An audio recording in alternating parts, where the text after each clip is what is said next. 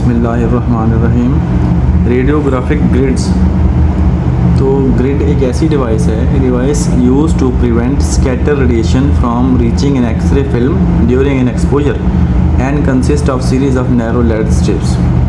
Invented by doctor Gustav Bucky in 1913। Grid एक ऐसी device है जो कि लो एनर्जी एक्सरेज को फिल्म में पहुंचने से रोकती है ताकि वो वहाँ पे जाके नॉइज़ क्रिएट ना करें। तो इमेज कंट्रास्ट को बेहतर करती है, लो एनर्जी एक्सरे को ख़त्म करना और हाई एनर्जी एक्सरे को फिल्म तक पहुंचाना, इसको कहते हैं बीम हार्डनिंग। बीम हार्ड हो गई है। ये एक इमेज दिया गया है और तीर के निशान से ये ग्रिड दिखाई गई है। Scatter X-rays that reach the image receptor are part of the image forming process. Scatter X-ray of course image forming process का हिस्सा है। Indeed the X-ray that are scattered forward do contribute the image, थोड़ा बहुत image बनाने में हिस्सा भी लेते हैं वो।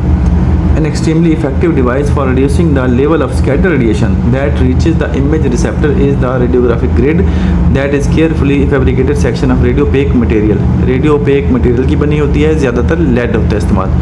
ग्रिड स्ट्रिप्स कहते हैं। ऑल्टरनेटिंग विद रेडियोल्यूसेंट मटेरियल प्लास्टिक का या फाइबर वगैरह का बना हुआ होता है इंटरस्पेस मटेरियल। यानी कि जो ग्रिड है वो क्रिस क्रॉस की शक्ल में या पैरेलल की शक्ल में मुख्तलिफ़ किस्में होती हैं। लेड मटेरियल की बनी होती हैं और दरमियान में हल्का सा प्लास्टिक डाला होता है ताकि उनको एक मखसूस फासले पर रखा जा सके स्ट्रिप्स को। The grid is position between the patient and the image receptor. Patient और कैसेट के दरमियान में रखी जाती है। The grid is designed to transmit only X-rays whose direction is on the straight line from the X-ray tube target to the image receptor। जो कि इधर उधर भटक रहे होते हैं, जिनकी पोजीशन थोड़ी सी डिफरेंट होती है, उनको फिर ये रोक लेती है। जो सीधे जा रहे होते हैं सिर्फ प्राइमरी एक्सरे बीम होती है, उसको आगे जाने देती है। Scatter radiation is absorb in the grid material, जो कि लेड होता है अक्सर। X-ray that exit the patient and strike the radiopaque grid strips are absorbed and do not reach the image receptor। इस तरह इमेज का कंट्रास्ट अच्छा हो जाता है। For instance, a typical grid may have grid strips 50 micrometer wide and that are separated by interspace material 350 micrometer wide। Consequently, even 12.5% of X-ray transmitted through the patient are absorbed। ये absorb हो जाते हैं और image का हिस्सा नहीं बनते। Primary beam x-ray incident on the interspace material are transmitted to the image receptor, जो कि इंटरस्पेस मटेरियल से गुजर के जाती हैं, फाइबर की या ग्रेड की बनी होती है, उसकी प्लास्टिक की, वो जाके इमेज बनाती हैं। Scatter x-ray incident on the interspace material में और मे नॉट भी ऑब्जॉर्ब हो भी सकती हैं। जो बहुत कम एनर्जी वाली होगी वो ऑब्जॉर्ब हो जाएगी और जिसकी एनर्जी थोड़ी बहुत हाई होगी वो जाके कैसेट से टकराएगी, फिर वो इंटेंसिफाइंग स्क्रीन से टकरा के लाइट प्रोड्यूस करेगी और वो एक्सरे को इमेज उसको कैसेट को फिल्म को एक्सपोज कर देगी। Depending on their angle or of incidence and the physical characteristics of the grid. If the angle of a scatter X-ray is great enough to cause it to interact a lead grid strip, it will be absorbed। अगर angle ज़्यादा होगा तो absorb हो जाएगी, कम angle होगा, बिल्कुल straight होगी, parallel होगी, तो फिर वो क्रॉस करके फिल्म तक पहुंच जाएगी। If the angle is slight, the scatter X-ray will be transmitted similarly to a primary X-ray, और वो जहाँ के इमेज नॉइस क्रिएट करेगी। अगर कम एनर्जी वाली एक्सरे बीम वहाँ पे कैसेट को पहुँच गई तो high quality grade can attenuate 80 to 90% of the scatter radiation. Scatter radiation 80 to 90% कर सकती हैं। Such grade set to exhibit good cleanup. Cleanup मतलब लो एनर्जी एक्सरे को क्लीन कर देना। Grid ratio. A grid has 3 important dimension. Thickness of the grid strips कि कितनी मोटी है, लेड स्ट्रिप है। The width of the interspace material के दरमियान में जगह कितनी खाली है। And the height of the grid की हाइट कितनी है, थिकन कितनी है, हाइट कितनी है और दरमियान में स्पेस कितनी है। The grid ratio is the height of grid divided by interspace width. Height को विड्थ से डिवाइड करेंगे तो वो फिर रेशियो आ जाएगी। In general grid ratio from 5:1 to 16:1, मतलब उसकी हाइट 5 होगी तो उसकी दरमियान में फासला 1 होगा, सेंटीमीटर या माइक्रोमीटर।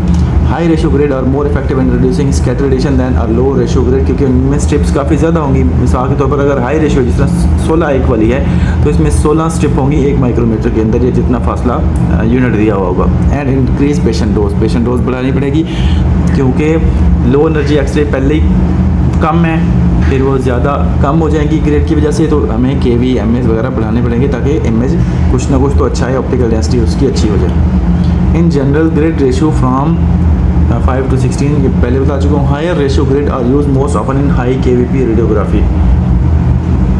अब जो हाई रेशियो ग्रिड है उसके लिए चाहिए ही हमें हाई केवी, कम केवी यूज़ करेंगे तो वो इमेज बनेगा ही नहीं। And 8 to 10 1 grid is frequently used with general purpose X ray imaging system, normal conventional जो यूज़ करते हैं। Whereas if 5 1 grid reduces approximately 85% of scatter radiation, 16 1 में रिड्यूस एज मच एज 97%। जितनी ज़्यादा रेशियो बढ़ती जाएगी, क्लीन अप उतना ही ज़्यादा होता जाएगा, इमेज कंट्रास्ट उतना ही ज़्यादा बढ़ता जाएगा और पेशेंट की डोज भी उतना ही ज़्यादा बढ़ती जाएगी। ये ग्रिड रेशियो को डिफाइन करने के लिए ये इमेज बहुत हेल्पफुल है। इसमें देखें ज़्यादा स्ट्रिप्स हैं, फासला कम है, तो ये ग्रिड हाई ग्रिड है। इसमें फासला ज़्यादा है और उसकी विड्थ कम है, तो ये लो रेशियो ग्रिड है। Grid frequency, the number of grid strips पर cm is called grid frequency. जितनी ज़्यादा लाइनें होंगी, जितने ज़्यादा इंटरस्पेस मटेरियल होगा, जो ग्रिड का जो मटेरियल होगा स्ट्रिप्स का, वो उसको ग्रिड की फ्रीक्वेंसी कहते हैं। Grid with high frequency show less distinct grid lines on radiographic image than grid with low frequency. High frequency grid होगी तो उसकी हाइट थोड़ी सी कम होगी, हाइट कम होगी तो उसका इमेज पे इफेक्ट कम पड़ेगा। लो एनर्जी होगी, ये लो रेशियो ग्रिड होगी तो उसका इमेज पे इफेक्ट ज़्यादा पड़ेगा और वो लाइन शो होती हैं कभी कभार आर्टिफैक्ट की सूरत में। If grid strip width is held constant, the higher the frequency of a grid the thinner is its interspace must be and higher the ratio. यही मैं पहले बता चुका हूँ कि उसकी फिर हाइट कम करनी पड़ेगी। As grid frequency increases, relatively more grid strips is available to absorb X-ray. Therefore, the patient radiation dose is high because higher radiographic technique is required. अगर रेडियोग्राफिक टेक्निक यानी कि भी एक्सरे हम कम कर देंगे तो फिर इमेज आएगा ही नहीं। और पहले ही लो एनर्जी है, जो एक्सरे बीम है उसको भी वो जो हाई रेशियो ग्रिड है वो भी अब्जॉर्ब कर लेगी, फिर पीछे बचेगा क्या, इमेज तो बनेगा ही नहीं। The disadvantage of the increased patient radiation dose associated with high frequency grid can be overcome by reducing the width of the grid strips. तो उसकी width कम कर दें, but this effectively reduces the grid ratio and therefore absorption of scatter radiation. Efficacy कम हो जाएगी, फिर contrast कम हो जाएगा। तो जो grid का basic function है contrast efficacy वो कम हो जाएगा, फिर फ़ायदा नहीं है। Most grids have frequency in the range of 25 to 45 lines per centimeter और दरमियान में interspace material भी होता है। Specially designed grid are used for mammography. Usually 4:1 to 5:1 ratio grid is used. These low ratio grid have grid frequency approximately 80 line per cm. जितनी ज़्यादा ratio बढ़ती जाएगी, लाइंस उतनी ही ज़्यादा बढ़ती जाएंगी। Interspace material. The purpose of interspace material is to maintain a precise separation between the delicate lead strips of the grid. जो grid की लेड स्ट्रिप्स हैं उनके दरमियान मखसूस फासला कायम रखना ये इंटरस्पेस मटेरियल की वजह से होता है। अगर ये मटेरियल नहीं डालेंगे तो वो ग्रिड आपस में कोलैप्स भी कर सकती हैं। The interspace material of most grid consist of aluminium और plastic fibre. Aluminum has higher atomic number than plastic and therefore may provide some selective filtration of scatter X-ray not absorbed in the grid strips.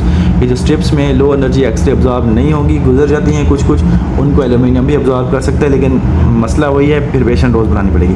Aluminium also has the advantage of producing less visible grid line on the radiograph. Plastic कुछ ना कुछ लाइनें देता है, aluminium की कोई line grid के image के ऊपर नहीं आएगी। On the other hand use of aluminium as interspace material increases the absorption of primary x rays in the interspace especially at low kVp, फिर पेशेंट डोज हमें बढ़ानी पड़ेगी।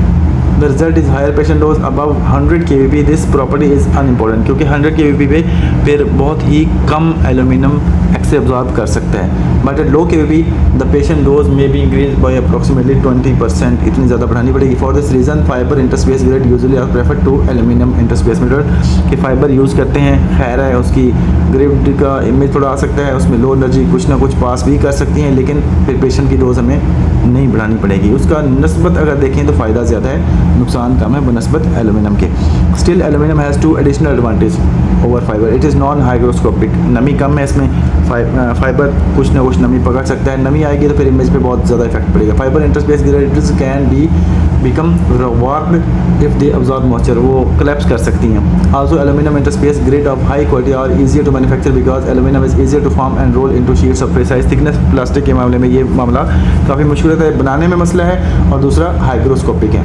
Fibre. Grid strip theoretically the grid strip should be infinitely thin and should have high absorption properties. absorption properties तो वैसे भी high होती हैं, late ऐसा ऑब्जर्व है lead is most widely use because it is easy to shape and relatively inexpensive, सस्ता भी है, उसको शेप भी आराम से किया जा सकता है। इट्स हाई एटॉमिक नंबर 82 है and high mass density make lead the material of choice in the manufacture of grid. Normally जो एप्रन वगैरह पहनते हैं उनमें भी यही होता है, तो इसकी एब्जॉर्प्शन प्रॉपर्टीज बहुत अच्छी हैं। Tungsten, platinum, gold, uranium all have been tried but none of these desirable characteristics of lead, ये लेड से कम ही हैं इनकी करेक्टरिस्टिक्स जो हमें चाहिए। Grid performance, perhaps the large single factor responsible for poor radiographic image quality scatter addition. Scatter image को बहुत ख़राब कर देती हैं, नॉइस प्रोड्यूस करती हैं। The principal function of a grid is to improve image contrast. Simple मैं पहले बता चुका हूँ। Contrast improvement factor, contrast improvement factor 1 indicates no improvement, 1 है तो नो इम्प्रूवमेंट, जैसा इमेज आ रहा है ग्रिड के बगैर वैसा ही ग्रिड के साथ आएगा। Most grid have contrast improvement factor between 1.5 and 2.5। In other words the image contrast approximately double when grid are use. 1.5 होगा तो 1.5 गुना, 2 होगा तो 2 गुना, 2.5 होगा तो 2.5 गुना। The contrast improvement factor usually is measured at 100 kVp, एक स्टैंडर्ड है, but it should be realise that K is complex function of the X-ray emission spectrum, patient thickness and the tissue related.